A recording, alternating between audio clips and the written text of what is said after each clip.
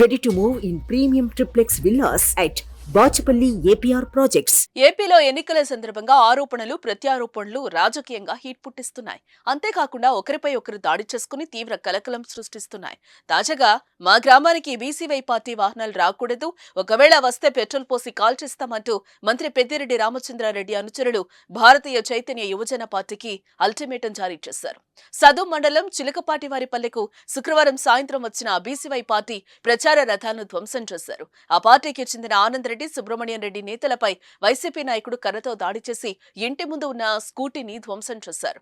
ఈ సందర్భంగా వారు బీసీవై పార్టీ నాయకులు మాట్లాడుతూ సదుం పులిచెర్ల మండలాల్లో తమ పార్టీ తరపున ఎన్నికల ప్రచారానికి పుంగనూరు నియోజకవర్గ ఎన్నికల అధికారి నుంచి అనుమతి పొందామన్నారు. రాత్రి వేళ ప్రచార రథాలను ఆనందరెడ్డి ఇంటి దగ్గర ఉంచేందుకు చిలకపాటివారిపల్లెకు తీసుకొచ్చామన్నారు.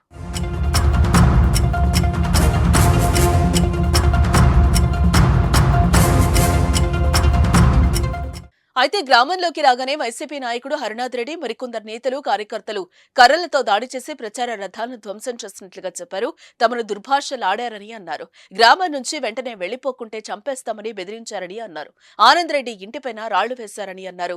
వాహనాలపై పెట్రోల్ పోసి నిప్పు పెట్టడానికి ప్రయత్నించగా అప్పటికే తమ సమాచారంతో అక్కడికొచ్చిన పోలీసులు వారిని అడ్డుకున్నట్లుగా తెలిపారు. విచారణ పేరిట బీసీవై పార్టీ నాయకులు ఆనంద్ రెడ్డి, సుబ్రహ్మణ్యం రెడ్డిలను పోలీస్ స్టేషన్ కు తీసుకెళ్లారు. తమపై జరిగిన దాడికి సంబంధించి పోలీసులకు ఫిర్యాదు చేశారు. నియోజకవర్గంలో పెద్దిరెడ్డి అనుచరులు చేస్తున్న దాడులు, వాహనాల ధ్వంసం చేసిన సంఘటనపై బీసీవై పార్టీ అధినేత రామచంద్ర యాదవ్ కేంద్ర ఎన్నికల సంఘానికి ఫిర్యాదు చేసినట్లుగా వారు తెలిపారు.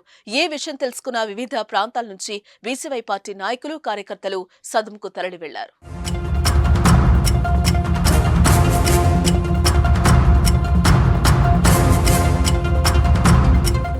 సుమన్ టీవీలో మీ పర్సనల్ అండ్ బిజినెస్ ప్రమోషన్స్ కోసం కింది నెంబర్కి కాంటాక్ట్ చేయండి.